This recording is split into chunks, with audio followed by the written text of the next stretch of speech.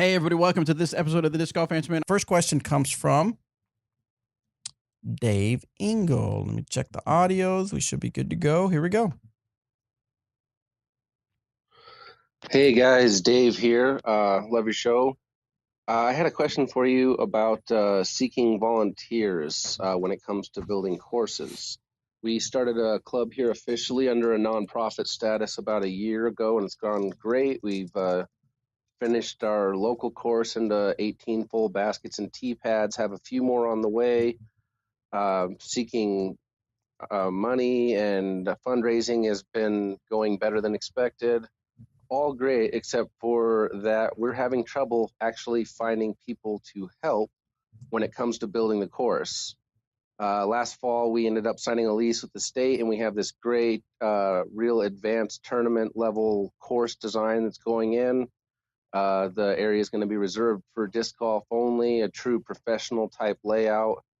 And the only thing that's stopping us is trying to find bodies to actually come out and help us clear it out. We have all the tools, the insurance, everything, but getting people to actually come out and help has been our biggest issue. So I was thinking maybe, Eric, when you go to design these courses, curious about maybe how that works and how is it just the local club that helps out and actually does the construction and things like that, or any avenues of approach that you can suggest. I'd be willing to listen. Anyway, thanks, guys. Love the show. What do you think, Robert? Man, stuff like that is always tough because with disc golf courses, playing disc golf is fun. Working on a disc golf course is generally less fun. So it's just difficult because everyone wants to enjoy it, but no one wants to put in the work. And so I think what you have to do with your locals is find the ones who are bought in the most, right? Who are the most excited about the course and say, look, if you contribute, like you really need to sell the vision of it to them, right? If you contribute to this, if you do this work, it's going to put us in a spot where we can enjoy this for years and years and years. Maybe if one of your long-term goals is to run a big tournament there, you say, we could get some of the best players in the world here playing our course. So really, you just have to sell the vision. I think that's the most important part of it. I'm not saying that it's easy by any means, but that's what I would do if I was in your situation. I mean, the only thing I can think of is if you've, without knowing what you've done already, if you've shared that vision and you still can't get people to just get up and, I don't want to say not be lazy, but at least, just contribute do it. to it. And not to do it, then maybe figure out some kind of incentives. I don't know. Maybe, that's good.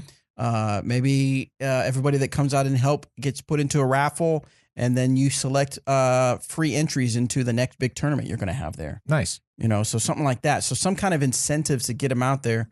Or if you got some discs that you have that you personally have, or some people have in the club that you were going to do for giveaways, maybe you can have different raffle items to where if you get, 15, 20 people, give away 2 things in a raffle.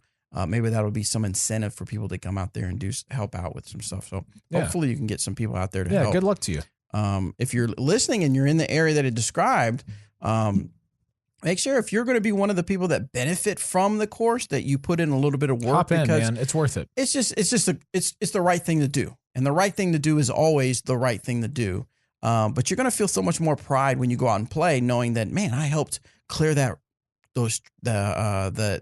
fairway out, or I trimmed these up to make it better, or something like that. Yeah. So I'll tell you, the great philosopher Kevin Hart once said before one of his Netflix specials that we were watching a while back. Is it? It's clean. Do we have to? Okay, we don't have to censor it. It's clean.